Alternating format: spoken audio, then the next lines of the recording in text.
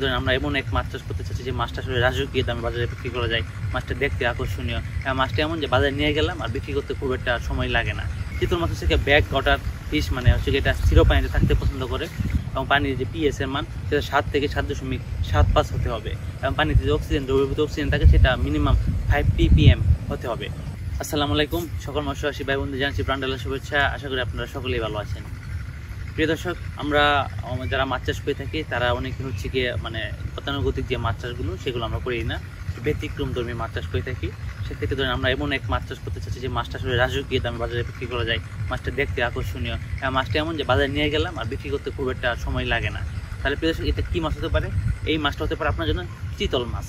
এখন বাংলাদেশে কিন্তু চিতল মাছের একটা অত্যাধিক চাহিদা রয়েছে এবং চিতল মাছের বাজার চাহিদাটা অন্যরকম। কারণ চিতল মাছ যদি বড় সাইজের বাজার নিতে পারেন, বিশ্বাস করেন অন্য যে কোনো মাছ বিক্রির আগে চিতল মাছটা বিক্রি হয়ে যাবে।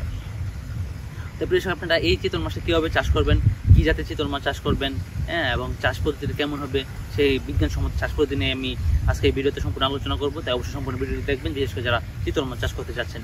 এখন চিতল মাছের পরিচিতি বলতে আমরা আগে প্রথমে জেনে নিই। চিতল মাছ হচ্ছে সাধারণত আমরা জানি যে নদ নদীতে চিতল মাছ পাওয়া যেত, নদ নদীর মাছ চিতল মাছ, কিন্তু বর্তমান সময়ে কিন্তু এটা খামারি পর্যায়ে চাষ হচ্ছে, এবং খামার খুব সুন্দরভাবে চাষ করা যাচ্ছে। চিতল মাছ হচ্ছে ব্যাক ওয়াটার ফিশ, মানে হচ্ছে এটা স্থির পানিতে থাকতে পছন্দ করে, যার ফলে কিন্তু অনেকটা স্থির পানির প্রয়োজন থাকে চিতল মাছ যে পুকুর আপনি চাষ করবেন। যার ফলে কিন্তু এই পুকুরে কিন্তু চিতল মাছের চাষ হচ্ছে। পাশাপাশি চিতল মাছের কিন্তু বাজার চাহিদা অনেক বাজার চাহিদা। সেক্ষেত্রে আমরা চিতল মাছ কিন্তু বাজারে সচরাচর দেখা যায় না, অন্যান্য মাছের মতো। সেক্ষেত্রে আমরা চিতল মাছ চাষ করে বাজারে বিক্রি করতে পারেন, সেক্ষেত্রে ভালো দামে বিক্রি করতে পারবেন। এক কথা হচ্ছে যে আপনি এই যে ভালো দামে বিক্রি করবেন বা চাষ করবেন, সেটার জন্য আসলে কী করতে হবে? সেটার জন্য আপনার প্রথমে একটি পুকুর নির্বাচন করতে হবে। পুকুরের পাড়টা শক্ত হতে হবে, মাঝারি থেকে বড় সাইজের যে কোনো পুকুরে আপনি চিতল মাছ চাষ করতে পারবেন। তার পাশাপাশি হচ্ছে চিতল মাছটা পুকুরে খনন করবেন। খনন করার পর পুকুরে 25% চুন দিবেন। চুন প্রয়োগের পর হচ্ছে আপনারা পুকুরে পানি সবুজ করার জন্য আপনারা হচ্ছে গিয়ে চিতল মাছ দিবেন আর কি। পুকুরে পানি সবুজ করতে হবে, তার জন্য জৈব সার এবং রাসায়নিক সার আপনাকে প্রয়োগ করতে হবে। তার পাশাপাশি প্রিয় দর্শক, আপনি যে পুকুরটা নির্বাচন করবেন সেই পুকুরের জন্য পানি বের করার এবং ঢুকানোর সিস্টেম থাকে, সেটা আপনাকে অবশ্যই এনশিওর হয়ে তারপর আপনাকে ওই পুকুরে চিতল মাছ চাষ করতে হবে। এখন কথা হচ্ছে যে আপনি চিতল মাছ চাষ করবেন, এর ঘনত্বটা কেমন হবে? দেখেন, আপনি যখন চিতল মাছ চাষ করবেন তখন সেক্ষেত্রে আপনাকে যে কাজটি করতে হবে যে আপনি কীভাবে চাষ করবেন, মিশ্র চাষ করবেন নাকি একক চাষ করবেন। যদি আপনি একক চাষ করেন সেক্ষেত্রে প্রতি শতাংশে আপনারা 15 থেকে 20 পিস মাছ আপনি দিতে পারেন। আর যদি মিশ্র চাষ করেন সেক্ষেত্রে ওই মাছের ঘনত্ব কেমন হবে, কোন মাছের সাথে মিশ্র চাষ করবেন সেটার উপরে সাধারণত ঘনত্বটা নির্ভর করে। সাথী ফসল হিসাবে আপনি চাইলে প্রতি শতাংশে 2 পিস 3 পিস করে দিতে পারেন সাথী ফসল হিসাবে। আর তার পাশাপাশি চাষ পদ্ধতিটা বিশেষ করে নির্ভর করে আপনি কী মাছের সাথে মিশ্র চাষ করবেন। একক চাষের ক্ষেত্রে আপনি তাকে কী পরিমাণে লাইভ ফিড দিতে পারবেন। আমরা জানি চিতল মাছ লাইভ ফিড অভ্যস্ত। অনেকে বলে থাকে যে কমার্শিয়াল ফিড অভ্যস্ত, সেটা আসলেই খুবই কষ্টদায়ক একটি ব্যবহার। কারণ আপনি যার কাছে চিতল মাছ সংগ্রহ করবেন সে যদি কোনোভাবে অভ্যস্ত করে দিতে পারে সেক্ষেত্রে সেটা কমার্শিয়াল ফিড খেতে পারে, কিন্তু এটা আসলে খুবই কষ্টসাধ্য ব্যাপার। বাংলাদেশে আসলে এখনও ওইভাবে এই পদ্ধতিটা চালু হয়নি।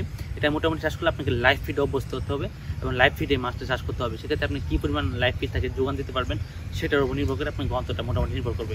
আর বিশেষ করে আপনার যদি ঘনত্ব নির্ধারণে আপনারা একটু মানে টেনশনে থাকেন, চিন্তিত থাকেন, সেক্ষেত্রে আপনার চাইলে কিন্তু আমাদের দ্য ফিশ নেটওয়ার্ক বা আমাদের বাইবে হাসিন নার্সারি পেজে যে আমাদের নাম্বার রয়েছে সেই নাম্বারে আপনারা যোগাযোগ করে আপনারা আপনাদের সমস্যার সমাধান পেয়ে যাবেন।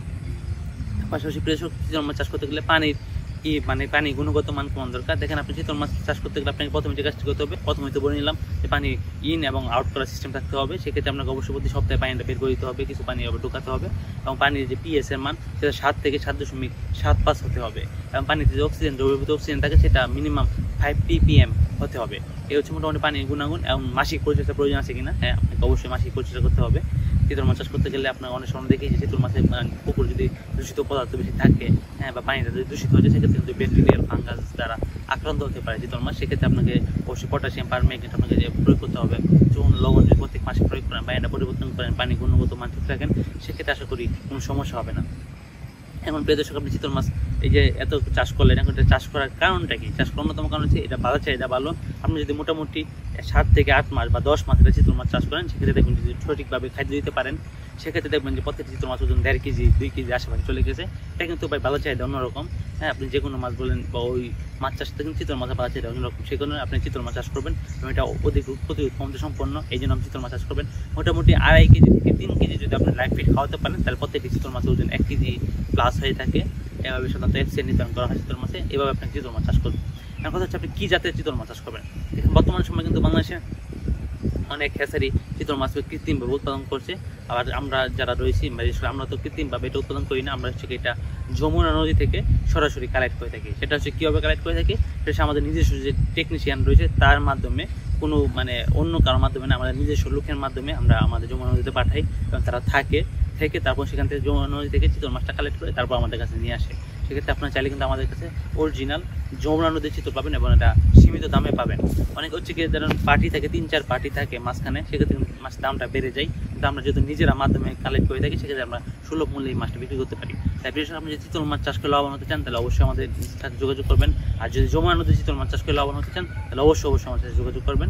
আজকে ভিডিওটা দীর্ঘায়িত করতে চাচ্ছি না, আমাদের পরবর্তী ভিডিও থাক পর্যন্ত সকল সুস্বাস্থ্য এবং সুদীর্ঘ কামনা করে এখানে বিদায় নিচ্ছি। আসসালামু আলাইকুম।